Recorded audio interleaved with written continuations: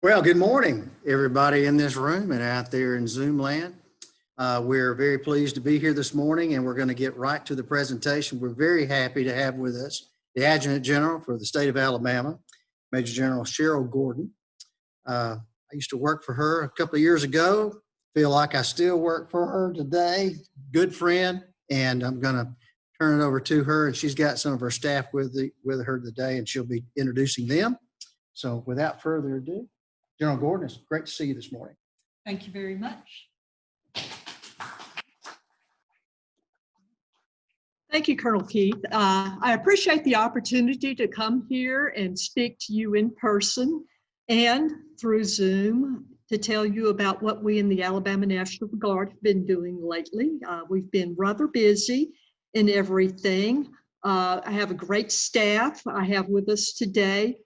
Colonel Jeff Smith, who is my Director of Operations full-time, and he is also the commander of the Fort McClellan training site.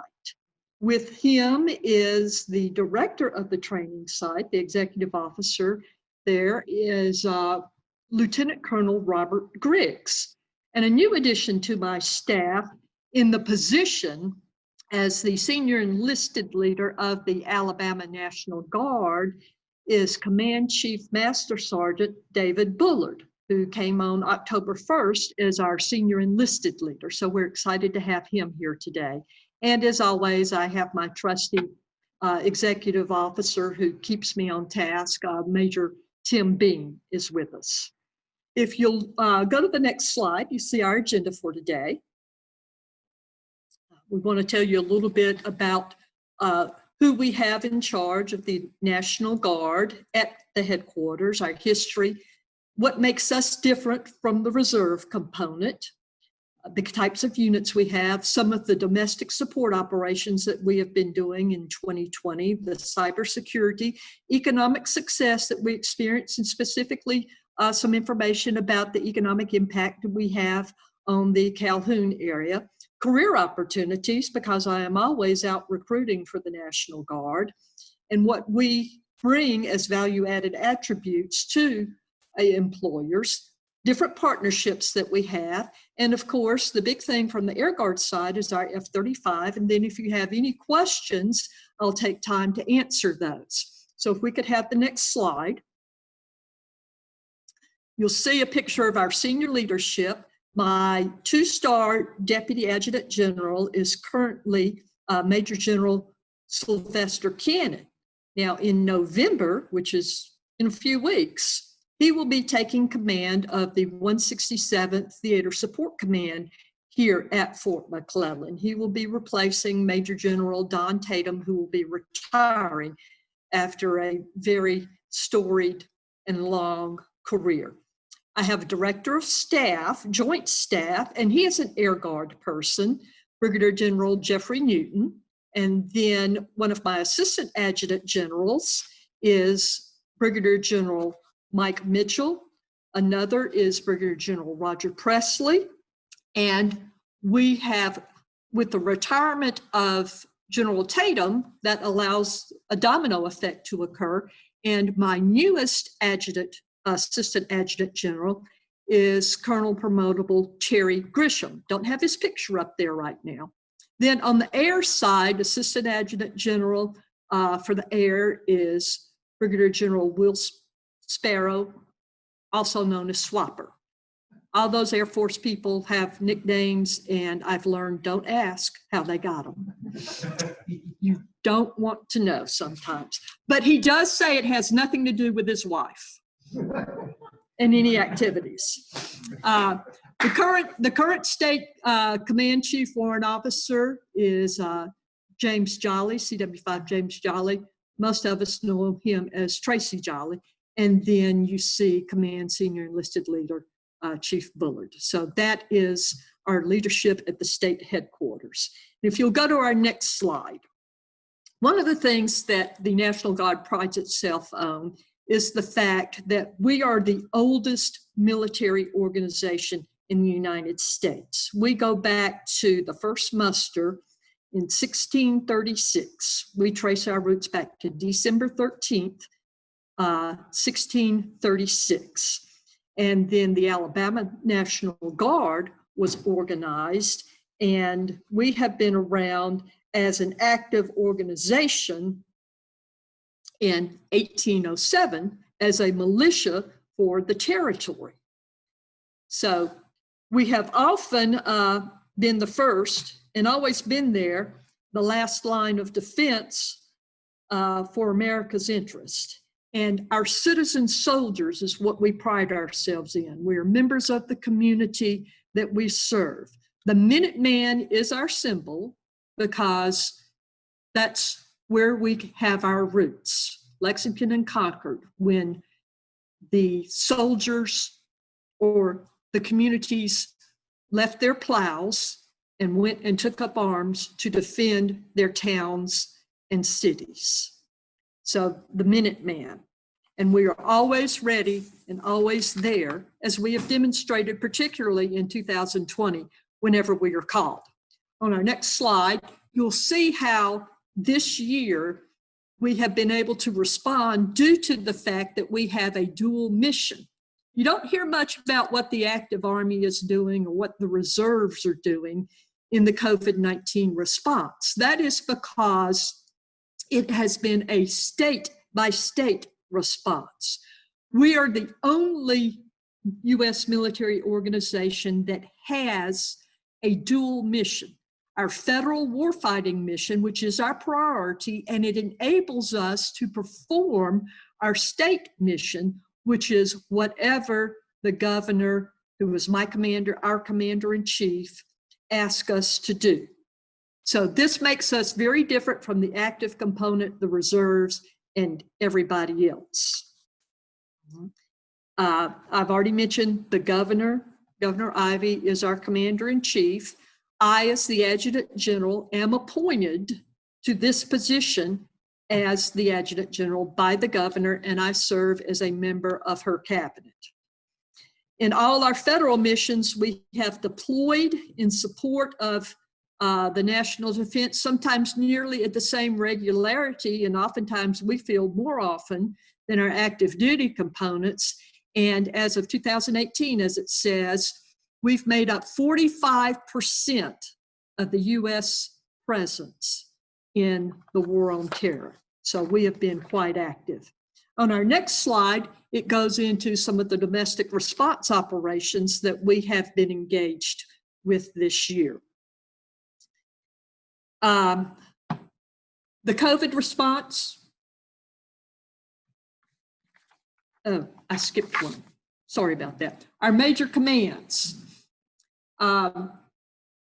located throughout the state.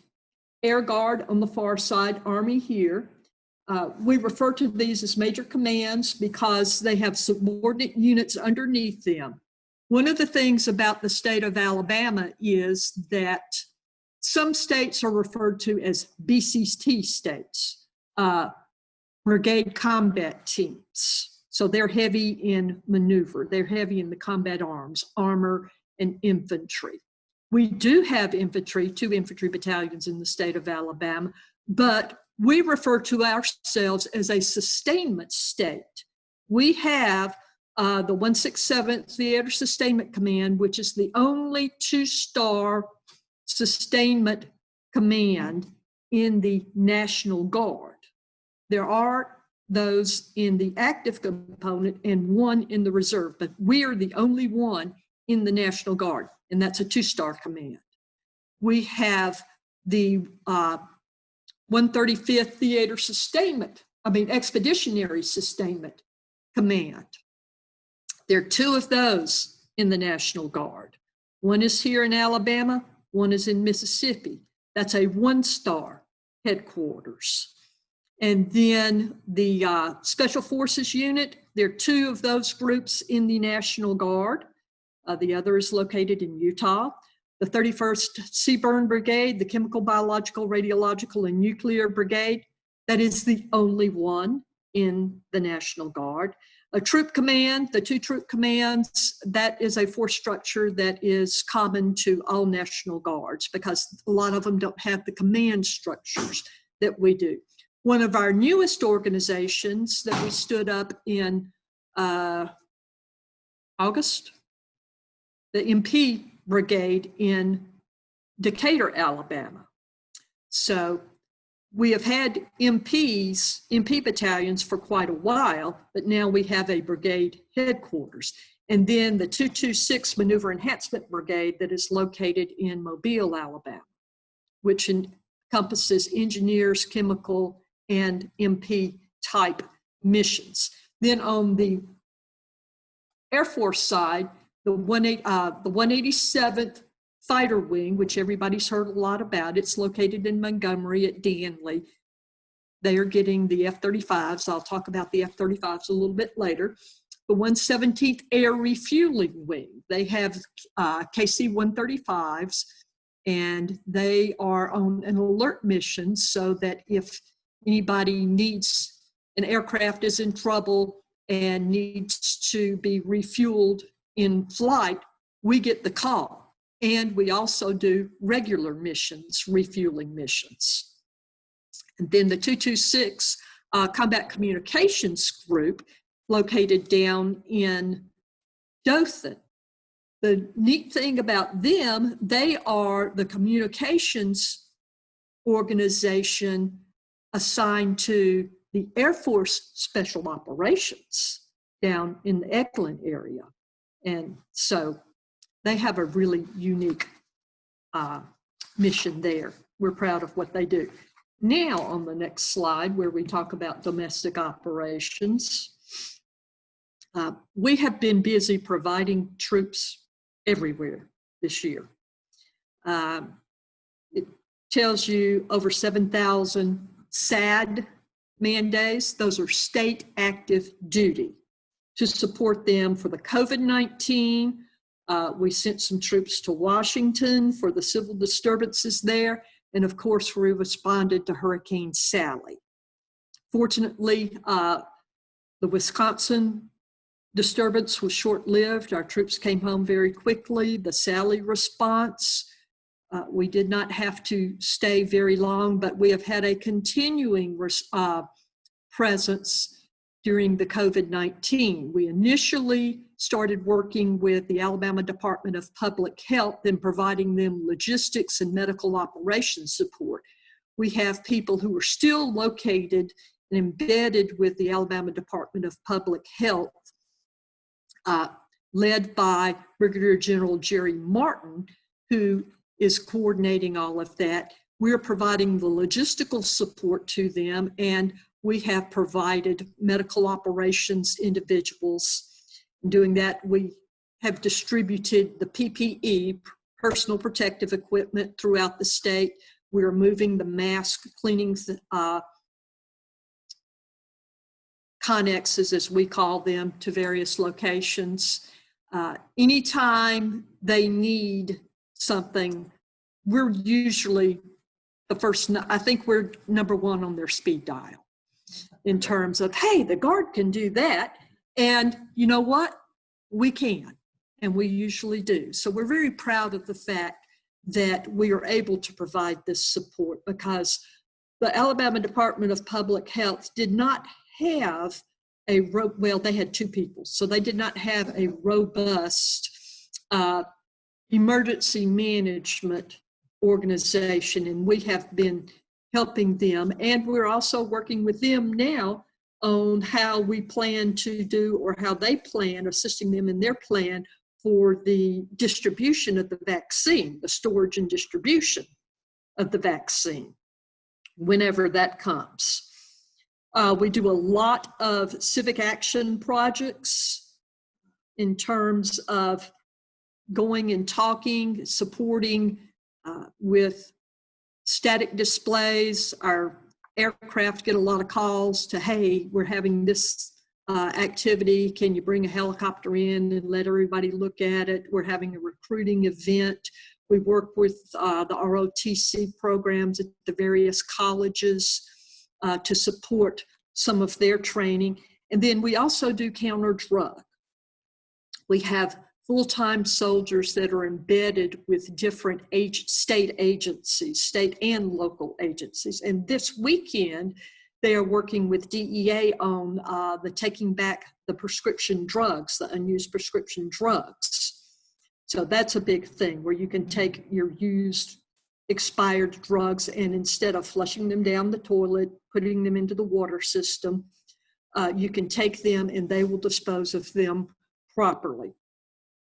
It tells you some of the things that we have participated in and some of the successes that we have been a part during our work with the counter drug. So with the next slide, please. Some of the specifics on what we have done with the COVID. We did do a lot of cleaning of nursing homes, disinfecting of nursing homes. I think the first one we disinfected was the Veterans Home in Alexander City. We disinfected all our state veterans homes, and then as we contacted via the Alabama Department of Public Health, nursing homes had the opportunity to say, yes, we want you to come in and disinfect us. We did a lot of that. So you see total of 289 facilities were sanitized. We did that with a crew from the 31st Chemical Brigade, led by Colonel Josh Cloud, who used to be up here at Fort McClellan for a long time.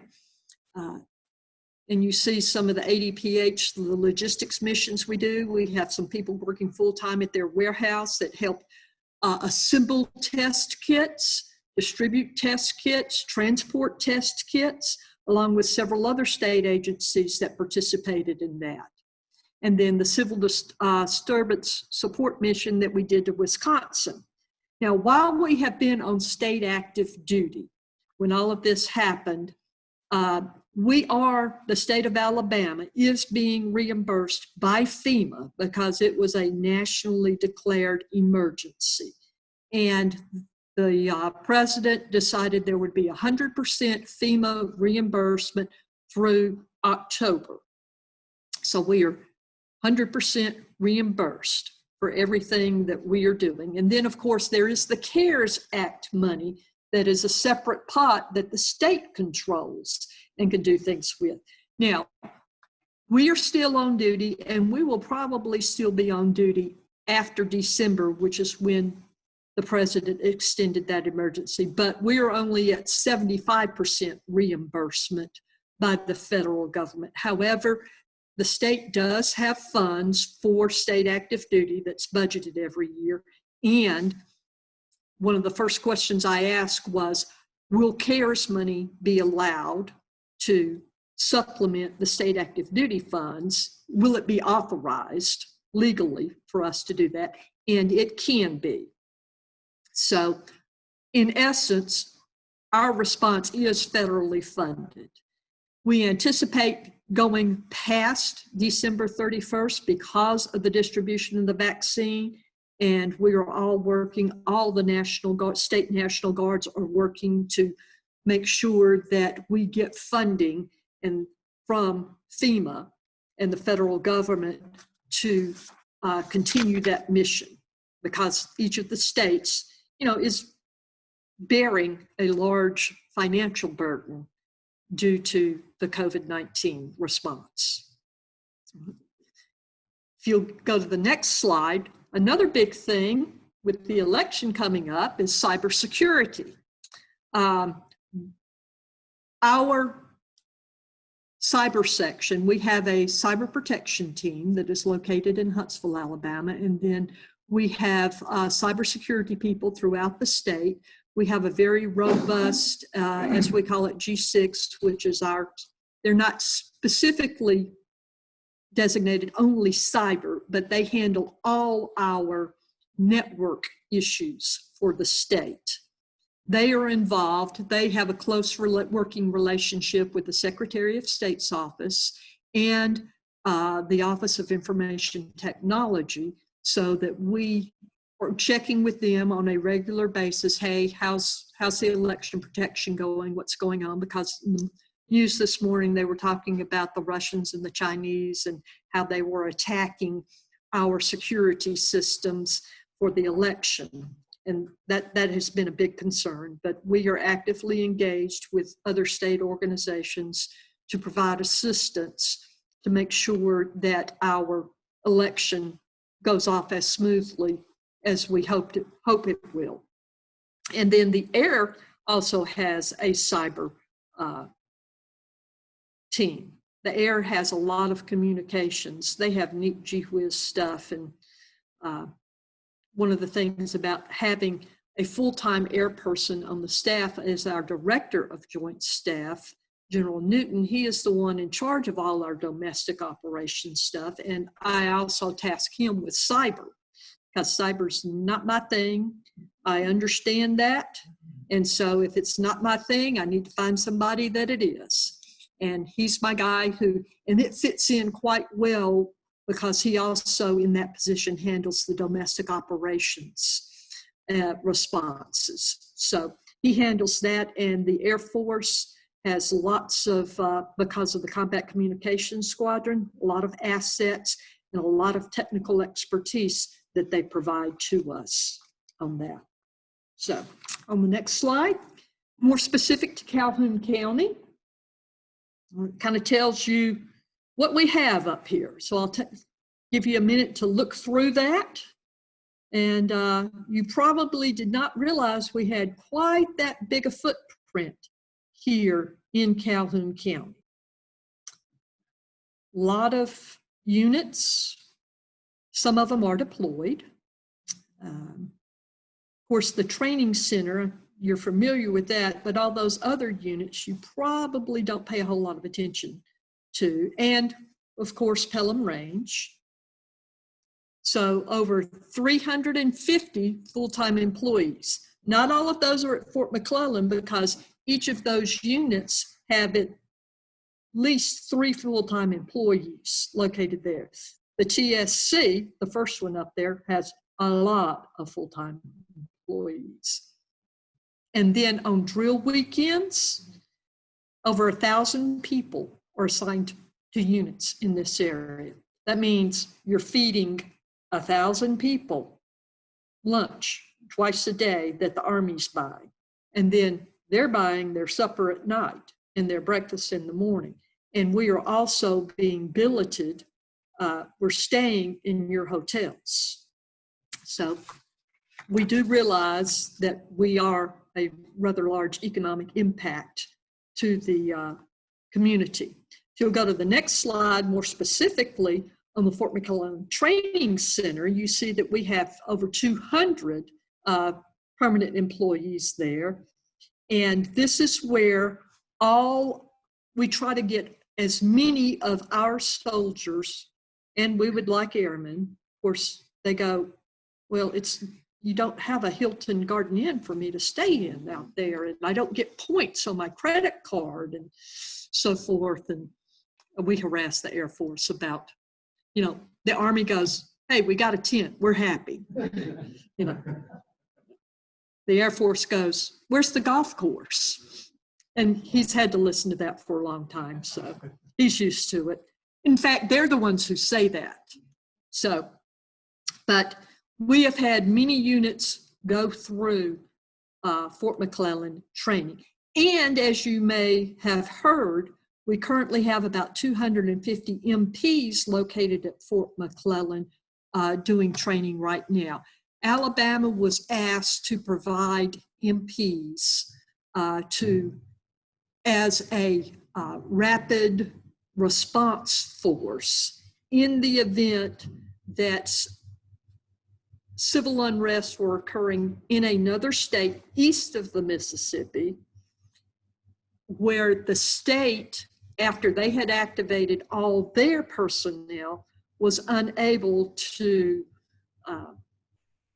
manage the disturbance. So we have a rapid response force at Fort McClellan that has been training. They will be on orders through mid-December. They asked us to do 60 days and they came back and said, can you do 90 days? So they're out there training, and we have one platoon that is designated to be ready to respond within 2 hours. And that means on the airplane in Birmingham, Alabama, at the 117th Air Refueling Wing, loaded and ready to take off. And then other units, 6 hours, and then 12 hours. So we respond to anything east of the Mississippi. Arizona has that mission for west of the Mississippi. And one of the things, and you've heard me talk a good bit about air and that I have air personnel, there's a thing called Joint Force Headquarters, which is our headquarters down in Montgomery. And people are saying, why are you putting all these air people in there? And I said, well, you know, it's called joint for a reason. And if you don't have Air Force people, Air Guard people embedded in your planning process, it kind of negates the concept of joint operations. The Air Guard has been participating in our COVID response on the disinfection teams. They're at ADPH working.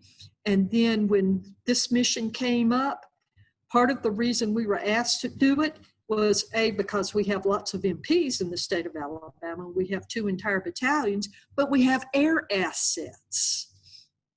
That tankers generally fly empty except for fuel. They fly empty of personnel. So we took that as an opportunity to increase our joint operability as we move forward in making us more joint.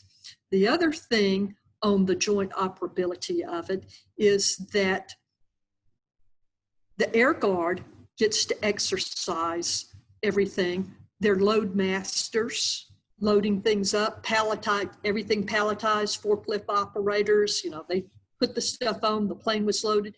And last week, we ran a trial.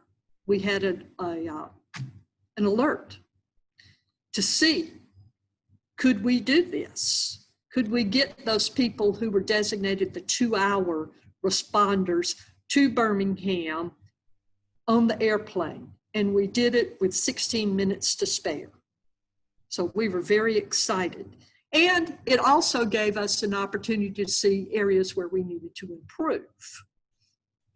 And there were a few areas. So in the event that we are called, we're going to be ready.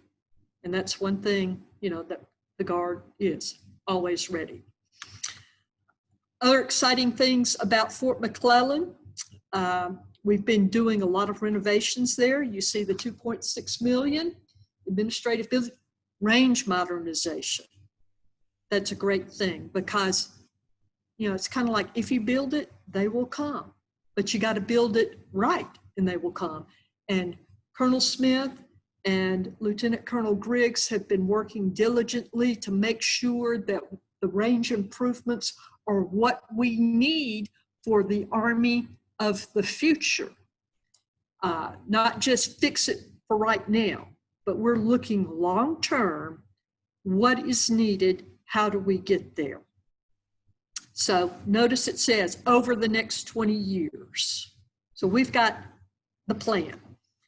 We're also building a new transient barracks on Fort McClellan, down in the old AMA area, as we call it, the training site area, down the hill. So that will be a great thing.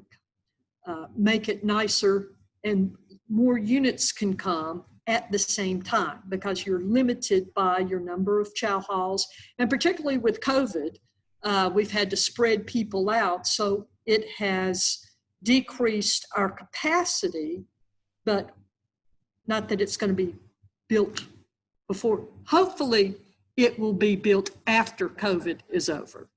So anyway, lots of exciting things going on out there at the training site. If you'll go to the next slide, I mentioned earlier we have a large economic impact in the Anniston, Calhoun area. And this is the state's, the impact to the state of Alabama, $2.3 billion economic impact. And that's because, you know, gas going to drill, staying at in a hotel, eating, the tax dollars that are spent because they have this additional income. Most of our funding is federal funding. Yes, that is correct. Only $8 million from the state budget to pay for state employees. And out of that $8 million, we have to match 25% to any projects we make when we do any restorations, modernizations, revitalizations to our armories. So that $8 million gets stretched pretty thin because most people do like a paycheck. The buildings, we kind of go, well, you know, if we got to cut somewhere, that building will just have to be renovated, revitalized next year. And we don't like doing it because I want our soldiers and our airmen, they have a separate funding to come to drill in a safe, inviting environment. So, and clean, pleasant. Also, our recruits, you know, they kind of go, I'm not going to want to work in that dump. I want to go somewhere that's nice. So lots of different reasons. Next slide, please. And speaking of recruits, we have more than 300 career tracks, 300 different jobs. And we're one of the top employers in the state of Alabama. Because as you saw, we sustain over 20,000 jobs. Because we have state employees, we have full-time federal employees. Our strength in the Alabama Army National Guard right now is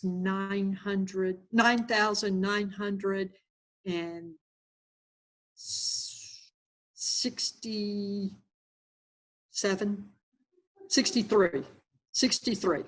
And then the Air Guard is approximately 2,400, excuse me. I wish 24,000. 2,400. I have issues with zeros.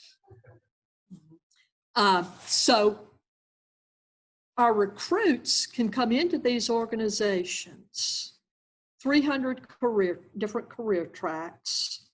So a lot of things that they can do. Cyber's a big thing, signal is a big thing, because when we train them, it enables them to get certifications that they would have to pay on the outside to get, whereas we are paying them to get these different certifications. We also provide what's known as ANGAP, Alabama National Guard Educational Assistance Program, which is up to $10,050 per academic year for tuition. In addition to, and that's state funded, and then the GI Bill and things like that. So $10,000 toward tuition. Yeah. The child, probably the young soldier or airman, excuse me. I was a school teacher, so to me, they're all children. Students, the kids, they're not worried about the money because, hey, you've probably heard that, oh, mom and daddy will pay for that. Yeah. And mom and dad are going to talk to me more about this ANGAP kind of thing. So we try to talk to the parents and let them know, here's what we can do for your child and for you. And one of the things, and I've got to brag on my recruiting and retention folks, this is the first year in a long time where we have out-recruited our losses. Our recruiters have always done a fantastic job. We've always met the mission that has been given to us by National Guard Bureau, but we've had people going out the door, retiring. Their end of term has ended and they just leave.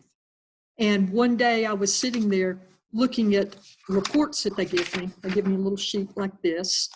And I was looking at year-to-date totals, and I'm going, wait a minute. My losses are like 25% more than my gains, even though my recruiters are making mission. I'm never going to get ahead if that's the case. We've got to do something different. And one of the things that we have done is we created the RAMs, the Retention Attrition Managers. And they're located geographically. And computers are great and wonderful when they work, but you can go into the computer system and it will tell you when a service member's term is expiring, his ETS, as we call it. And a lot of times when we have done surveys guard-wide, you know, why did you get out of the Guard? And people say, well, nobody asked me to stay. And you're kind of like, it would be as simple as that. We can fix that. And we obviously are fixing that. And then the other thing we do is sometimes that decision to get out of the Guard is made in a vacuum by the service member, and the spouse doesn't always know, hey, here are the benefits that you're losing. Your medical insurance, if they have TRICARE Reserve Select. Oh, and by the way, at 20 years, the retirement, you've only got, you know, a few more years to go. And I will tell you, my husband was a guardsman. He is retired. And when he turned 60, I was thinking, oh, I'm married to this old guy. Well, I found out it was really great being married to a 60-year-old because he started getting his retirement check, and he was retired from his civilian job also. And we went on TRICARE Prime. So we went to talk to the retirement folks, and he had been paying his Blue Cross Blue Shield family coverage, you know, $800-900 a month since he had retired from his civilian job. So when we went to talk to the retirement people, I was saying, okay, how much is the premium for TRICARE? And I was told $436. It's like, that's great, $436 a month, because we were paying $800 or $900. And she goes, oh, no. And I said, what? What's the catch? She says, it's $436 a year. And I'm like, ooh. I said, darling, I love the fact you turned age 60. It's the greatest thing that's happened. Mm-hmm. So those are the benefits that people don't realize that we have to educate them on while we're telling them you're a valuable member of the Alabama National Guard. You know, people are our most valuable assets. I can replace equipment, I can replace a building, you know, fairly cheaply, except an F-35 or an F-16, but replacing a person, they're our most valuable asset. So 300 different career tracks that we can help people with. And if you'll go to the next slide, as an employer, here's what we bring to you. Our people get drug tested. Generally, we're problem solvers. We communicate well. We have to be able to say, hey, go do this, make it very clear, because you don't want somebody out on the front lines trying to think, well, did my platoon leader want me to go to the left or to the right? Or, you know, what exactly did he want me to do? You don't want those kinds of questions in the heat of battle. We're team builders. We train as teams. We work as teams. And we're very adaptable because, you know, the old saying is the op plan, you know, once first contact is made, it's gone. So you have to adapt to the situation, and we create leaders. We also get a hiring preference in state and federal jobs. So that's a plus for the soldier and airmen as they're applying. So on the next slide. Okay. Our state partnership program, this was started in 1993 by then Director of the National Guard Bureau, General John Conway. And it came on the heels of the Soviet Union dissolving and the Berlin Wall coming down in 1989. And it focused primarily on those Eastern Bloc countries who had been Soviet satellites. And what they wanted to do, they wanted to strengthen the US presence in those countries. And many of those countries who had been under dictatorships wanted a democratic form of government. The military couldn't really go in and do a lot of that. And they said, hey, this is what the National Guard can help us do. So they started the State Partnership Program in 1993. And National Guard Bureau called Alabama and said, hey, do you want to be a part of this? We said yes. And they said, good, you're going to be partnered with Romania. Romania, we just went there in September. Again, we were able to go over there. We have a long-standing relationship with them, and it's a very mature relationship. And two of the goals of Romania, one was to become a member of NATO, which they did in 2004, and then also become a member of the European Union, which they did in 2007. So it's a great thing. It builds those alliances. With all the unrest and going on, Ukraine, you never know which way Ukraine is going. We are fortunate that Romania is very pro-US, very anti-Russian. Ukraine, kind of, you don't know which way they're going. They're partnered with California. So, yeah, I kind of, yeah. And more countries are coming up for, I was going to say adoption, but entry into the State Partnership Program. And we are actively pursuing having another partnership with a country so that we can help them progress and with their military and democracy and things like that. So it has been very productive. The guy in the bluish looking uniform, and you see the strange looking patch on him, he is actually Romanian. They came over, they sent a medical team of 18 personnel, medical and chemical team of 18 personnel during COVID. They came in May, spent about 2 weeks with us, toured the state of Alabama, did some of the disinfecting with us, talked to our medical professionals, did a very good exchange of best practices. We had a great opportunity to work with them on that, and information that they gained, took back to their country was absolutely wonderful. And we continue to look for opportunities to train with them and to bring them to the United States. And then if you look at our next slide, the F-35, right, and you see also our Red Tails. We will continue the legacy of the Red Tails when we get the F-35, the Tuskegee Airmen. That is something that the Air Guard in Montgomery is very proud of, the fact that we can carry on the history of that organization. We also have the Red Tail Foundation, which is designed to help minority students learn to fly. It was started by Swapper, Brigadier General Will Sparrow, and Hammond Cobb is also on the board of directors. Hammond Cobb is, I don't know if y'all know of Henry Cobb. He was very big in the Alabama National Guard. He also started the Special Forces Organization and was later Adjutant General of the National Guard, a Birmingham businessman. Do that. And on the next slide, some of the things that they are doing in preparation for the arrival of the F-35. We had to do some buildings, build some things.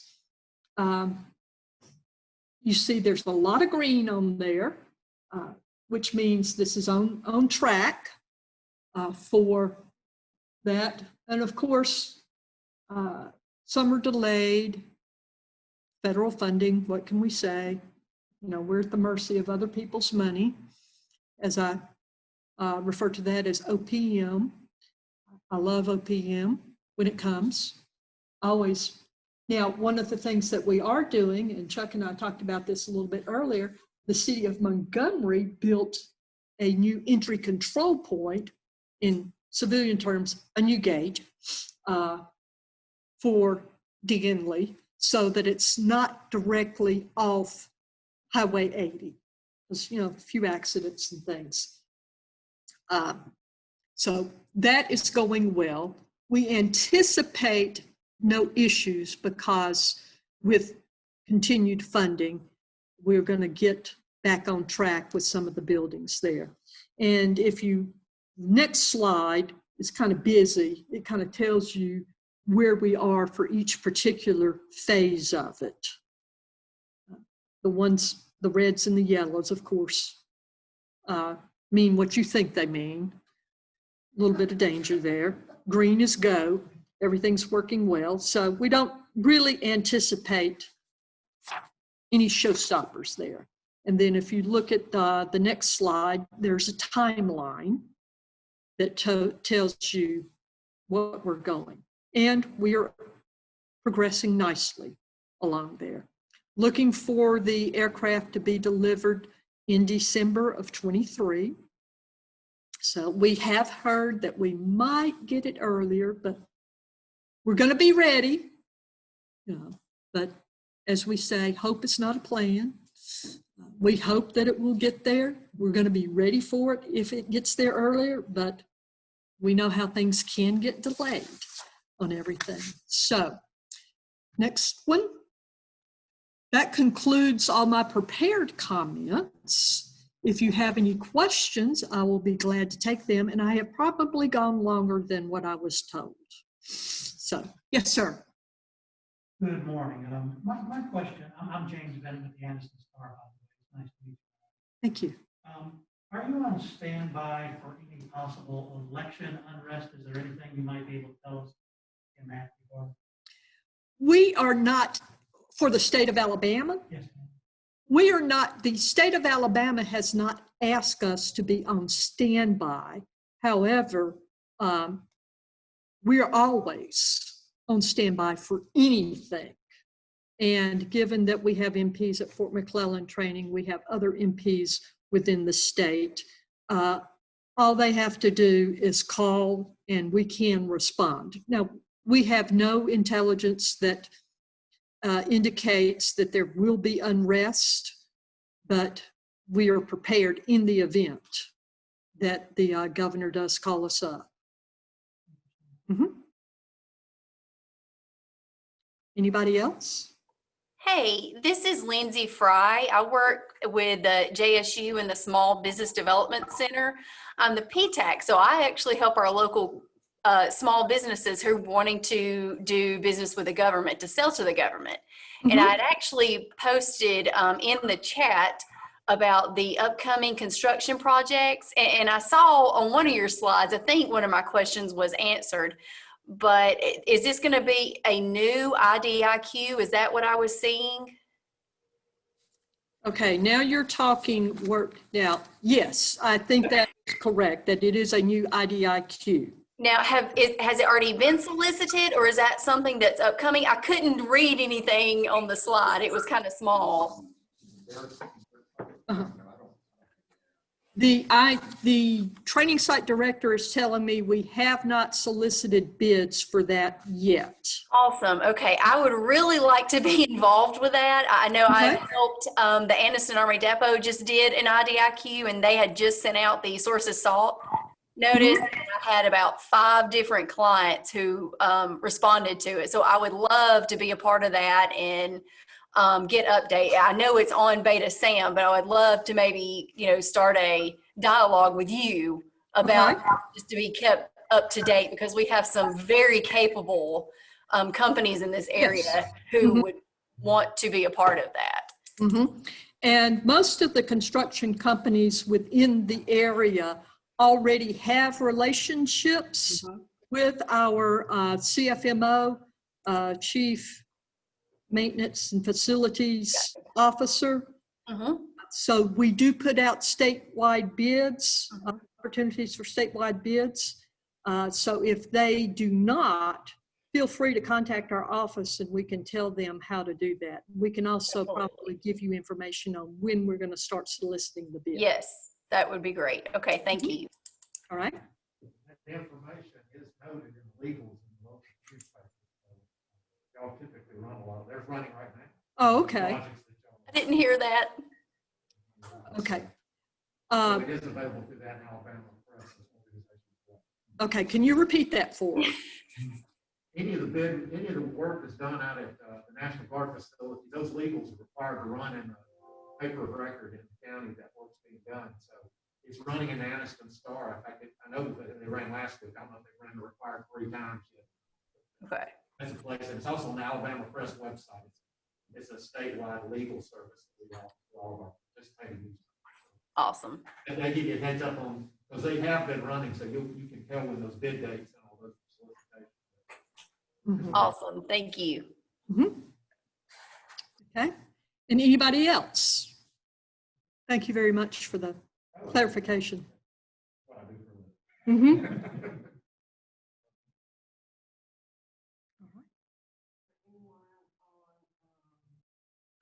Is there anyone that's on the Zoom meeting with us that has a question?